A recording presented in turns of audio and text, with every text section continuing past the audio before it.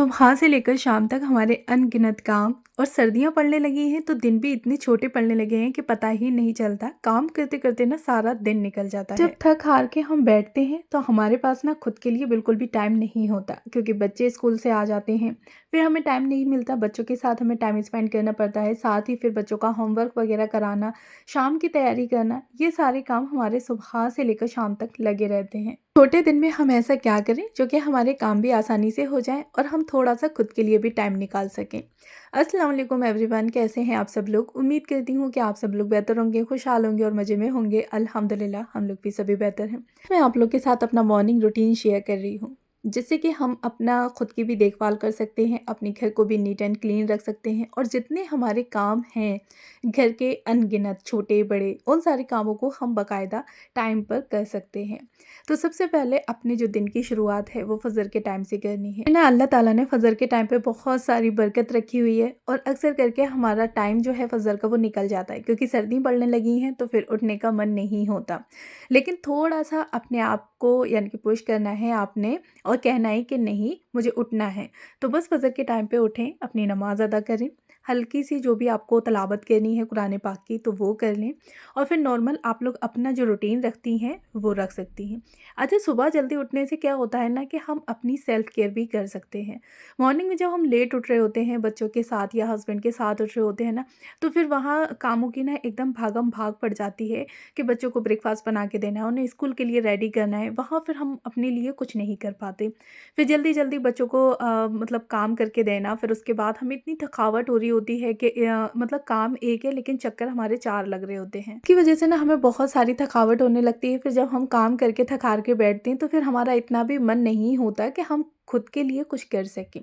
तो बस यहाँ आपने सुबह थोड़ा-सा जल्दी उठना है और उस टाइम पे ना मैं अपनी सेल्फ केयर भी बहुत आराम से कर लेती हूँ। फ्रेश होके फेस वॉश वगैरह करना, वुज़ू करना, नमाज़ अदा करना, उसके बाद अपने लिए एक मॉर्निंग ड्रिंक बना के और फिर वो पीते-पीते यानी कि अपना मॉर्निंग ड्रिंक साथ ही लेते और मैं अपनी जो स्किन केयर होती है वो भी कर लेती हूँ। मॉइस्चराइजिंग क्रीम लगाना, लोशन लगाना, हाथ पैरों पर सनस्क्रीन लगाना, लिप बाम लगाना, अगर कॉम्ब करना है बालों में तो वो कर लिया। ये सब काम करने के बाद फिर मैं लग जाती हूँ अपने काम में। अच्छा जी, उसके बाद मैं आ गई थी किचन में और किचन में ना मैं आज मुझे बनानी थी दाल। तो मैंने दाल को पहले ही भिगो के रख दिया कि 15 से 20 मिनट दाल आराम से भीग लेगी, जब तक मैं और सारे काम कर लूँगी। अच्छा, जितनी भी किचन टॉवल्स मैंने रात को वॉश करके रखी थी तो उनको फ़ोल्ड करके उन्हीं की जगह पे रख दिया बास्केट में ही।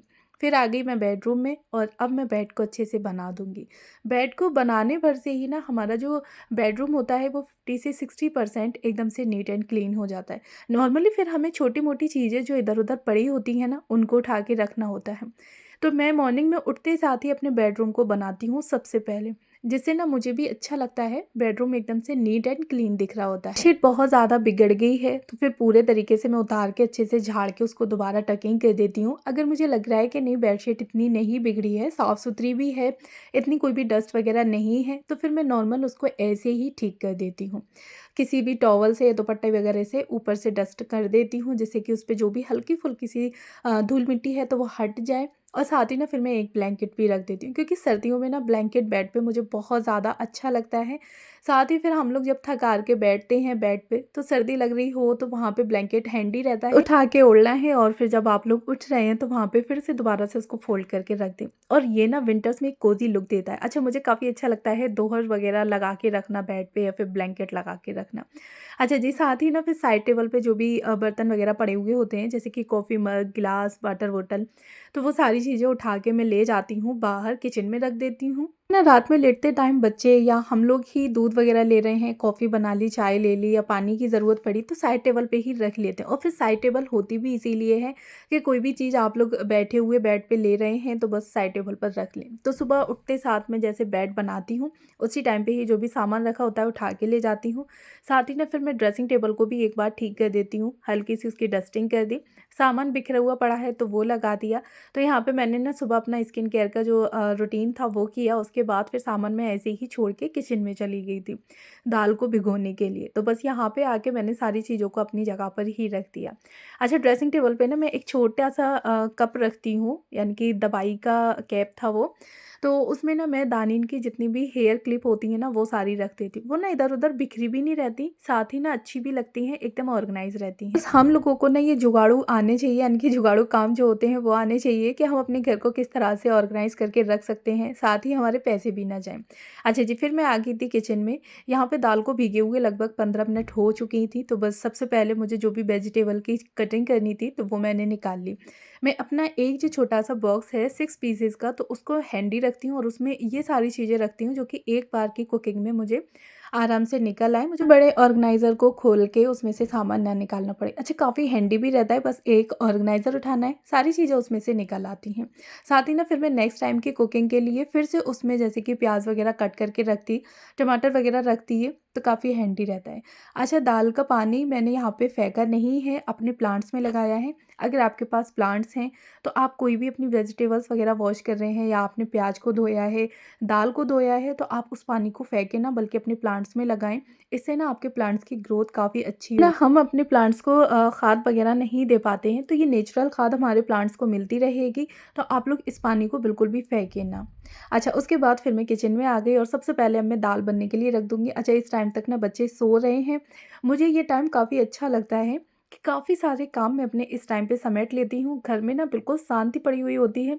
कोई भी आवाज़ देने वाला नहीं होता कि मम्मा मुझे ये चीज़ चाहिए, ना ही हस्बैंड बोल रहे होते हैं कि हमें ये चीज़ चाहिए या ये कहाँ रखी है चीज़। पीसफुली एंड फ्री माइंड से मैं अपने सारे काम आराम से कर रही होती हूँ, मुझे बिल्कुल भी टेंशन नहीं रहती। साथ ही ना फिर सारे जितने भी काम हैं ना मेरे, वो काफ़ी हद तक बच्चों के स्कूल जाने से पहले-पहले मैं अपने समेट भी लेती हूँ। जो भी तैयारी होती है वो मेरी पूरी हो जाती है, क्योंकि बच्चों को मैं लंच बॉक्स देती हूँ। तो खाना भी मेरा लगभग बन के रेडी हो जाता है, सिर्फ रोटी बनाने को रह जाती हैं, तो वो मैं लास्ट टाइम के लिए रखती हूँ।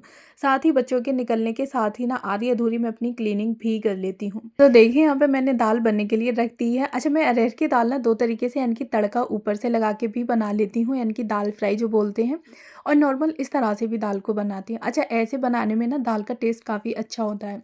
जितनी भी चीज़ें आपने डालनी है, यानी कि लहसुन, अदरक, थोड़ी-सी आपको 1 इंच अदरक का टुकड़ा, लहसुन 4 से 5 कलियाँ, प्याज, टमाटर, हरी मिर्च, ये सारी चीज़ें आप लोग मसाला और दाल के साथ ही डाल के रख दें और व्हिसिल लगा लें। इससे ना आपकी दाल काफ़ी टेस्टी बनेगी, एकदम बढ़िया बनती है। तो मैं अक्सर करके दाल इसी तरीके से बनाती हूँ और कभी-कभी दाल तड़का भी बना लेती हूँ। अच्छा, तो दाल को मैंने पकने के लिए रख दिया, साथ ही जो भी चीज़ें मुझे हटानी थी, यानी कि जो मैंने जार्स वगैरह यूज़ किए थे, तो उनकी भी डस्टिंग कर दी। जो चीज़ें मुझे जगह पे रखनी थी, वो भी रख दी। पहले ना मैं क्या करती थी कि सारी किचन को एक बार में ही समेटती थी, यानी कि पहले कुकिंग कर रही हूँ, तो उस टाइम पे मेरा इतना सारा फैलाव किचन में कि हद से ज़्यादा। अब मैं क्या करती हूँ कि जो भी मुझे सामान रखना है, मैं हाथ के हाथ उठाती हूँ और वहीं पे रखती जाती हूँ। तो किचन भी मेरी साफ़-सुथरी रहती है, यानी कि सिमटी हुई रहती है, मुझे बाद में बहुत सारा टाइम नहीं देना पड़ता। तो आप लोग इस हैबिट को अपने अंदर ला सकते हैं कि कोई भी जार्स वगैरह आपने यूज़ किया है, तो तुरंत ही आप उस पे एक वाइप कर दें और वाइप करने के बाद ना जिस जगह पे आपने रखना है उस जगह पे रख दें। तो बाद के लिए ना आपकी किचन गंदी भी नहीं रहेगी, प्लस आपके काम काफ़ी हद तक सिमटे रहेंगे, किचन भी एकदम से साफ़-सुथरी रहने वाली है। अच्छा, फिर मैं यहाँ पे ब्रेकफ़ास्ट की तैयारी करने लगी थी, बच्चों को जगा दिया था मैंने दोनों को, दानिन को और मीराब को। उसके बाद मैं आ गई थी ब्रेकफ़ास्ट बनाने के लिए। तो दाल एक साइड पे बन रही थी, यहाँ पे मैं ब्रेड बनाने वाली हूँ मीठे, यानी कि एग एंड मिल्क के। तो उसके लिए मैंने 2 अंडे ले लिए थे, अच्छे से उनको फेंट लिया। उसके बाद मैंने 2 चम्मच चीनी डाली, आधा कप लगभग मैंने इसमें दूध डाल दिया और बस अब बटर या घी के साथ आप इनको सेक लें, तो बहुत अच्छा ये ब्रेकफ़ास्ट बन के रेडी होता है और ना बच्चों को काफ़ी पसंद भी आने वाला है। अगर ट्राई नहीं किया है तो आप लोग ट्राई करिएगा। अच्छा, दानिन को ना मेरी ये बहुत अच्छा लगता है, अभी वो मसाले वगैरह की चीज़ें इतनी नहीं खा पाती है, तो ये चीज़ें वो आराम से खा लेते हैं, यानी कि मीठे भी होते हैं, साथ ही हेल्दी भी हैं, क्योंकि हमने बटर या घी से सेके हैं, प्लस फिर इसमें अंडा है, दूध है, तो ऐसा कुछ भी नहीं है जो कि आपको थोड़ा गिल्ट फ़ील हो कि हमने बच्चों को अपने हेल्दी नाश्ता नहीं कर पाया। तो बस यहाँ पे मैंने ब्रेड सेक के बच्चों को दे दिए थे, तो बच्चों ने अपना ब्रेकफ़ास्ट कर लिया। उसके बाद बच्चों को मैंने रेडी किया ना, फिर लंच बॉक्स भी रेडी कर दिया। अच्छा, बच्चों के जो बैग होते हैं वो रात में ही मैं रेडी करके रख देती हूँ, जिससे कि सुबह के जो हेडेक रहती है ना बैग को लगाने की, तो वो काफ़ी हद तक कम हो जाए। अच्छा, मीराब तो अपना बैग लगा लेता है, लेकिन दानिन अभी इतना तो वो तो नहीं जानती, उसका तो मुझे होमवर्क भी उसका हाथ पकड़ के करवाना पड़ता है। तो नाइट में ही मैं उसका होमवर्क करवा के और उसका बैग अच्छे से रेडी कर देती हूँ मॉर्निंग के लिए। तो बस इस टाइम पे मुझे वाटर बॉटल और लंच बॉक्स ही रखना होता है। तो बस दोनों बच्चों के बैग रेडी हो गए, बच्चे भी स्कूल के लिए रेडी हो गए हैं। मॉर्निंग के जितने भी काम थे मेरे वो ईज़िली हो भी गए, मुझे बिल्कुल भी टेंशन नहीं रही, ना ही बच्चों ने मुझे आवाज़ें लगाईं और मुझे भी ये नहीं लगा कि यानी कि मैं अपने कामों को भाग-भाग के या फिर दिमाग में मेरे प्रेशर हो रहा है तब मैं अपने कामों को कर रही हूँ। तो बस आप भी इस तरीके से अपना रूटीन सेट कर सकते हैं। मॉर्निंग में जब भी आपके बच्चे या आपके हस्बैंड उठ रहे हैं, जो भी स्कूल जाने का टाइम है, उससे 1 से 1 डेढ़ घंटा पहले आप लोग उठें। उसके बाद फिर देखें कि आपका मॉर्निंग जो टाइम है वो कितना अच्छे से और पीसफुल होके निकलता है। बच्चों को निकालने के बाद फिर मैं अपने ब्रेकफास्ट करती हूँ और ब्रेकफास्ट करने के बाद नॉर्मली मेरी घर की जो क्लीनिंग होती है ना उसमें मैं लग जाती हूँ। अच्छा, काफ़ी हद तक चीज़ों को समेटना वो इस टाइम तक मैं कर देती हूँ, यानी कि बच्चों के निकलने तक मेरा काम झाड़ू वगैरह का और फिर घर की धुलाई या मॉपिंग वगैरह का रह जाता है। ना फिर मैं अपनी 10 से 15 मिनट की डीप क्लीनिंग का एक रूटीन रखती हूँ। कोई भी एक एरिया ले लेती हूँ जिसको मुझे डीप क्लीन करना होता है या फिर ऑर्गेनाइज करना होता है, तो वो भी मैं इसी टाइम पे ही कर लेती हूँ। झाड़ू पोंछे के साथ-साथ मेरी डीप क्लीनिंग भी आराम से हो जाती है। मुझे ऐसा नहीं लगता कि मेरा बहुत सारा घर का काम करने में ही टाइम निकला जा रहा है, मैं खुद के लिए टाइम नहीं निकाल पा रही। अच्छा, इस टाइम तक घर की जो भी क्लीनिंग थी वो मैंने कर ली थी, सिर्फ़ घर की जो धुलाई थी वो करने को रह गई थी। तो आज सोचा कि मैं धुलाई करने से पहले फ़र्श की अपनी डाइनिंग टेबल को काफ़ी अच्छे से क्लीन कर लूँ और साथ ही ना आज इसका मुझे थोड़ा-सा लुक चेंज करना था। फिर क्या था, फटाफट से मैं लग गई अपने काम में। सबसे पहले मैं जो पॉलीथीन लगा के रखती हूँ यानी कि दस्तरखान इस पे, तो उसकी मैंने अच्छे से क्लीनिंग कर ली। फिर उसके बाद जो कपड़ा मैंने लगाया था उसको हटा दिया। अब यहाँ पे मैं अच्छे से अपनी जो टेबल है उसकी भी एक बार क्लीनिंग कर दूँगी। वैसे तो ये ढका हुआ रहता है यानी कि कवर रहता है, लेकिन फिर भी हम दूसरा कपड़ा इस पे चेंज करेंगे तो पहले ही इसकी अच्छे से क्लीनिंग कर देते हैं। अच्छा, साथ ही डाइनिंग एरिया को मुझे क्लीन करना था ना, तो डाइनिंग एरिया के साथ की जो वॉल वगैरह थी और साथ ही ना मैं पॉट वगैरह लगा के रखती हूँ, तो इनकी भी मैंने काफ़ी अच्छे से डस्टिंग कर दी।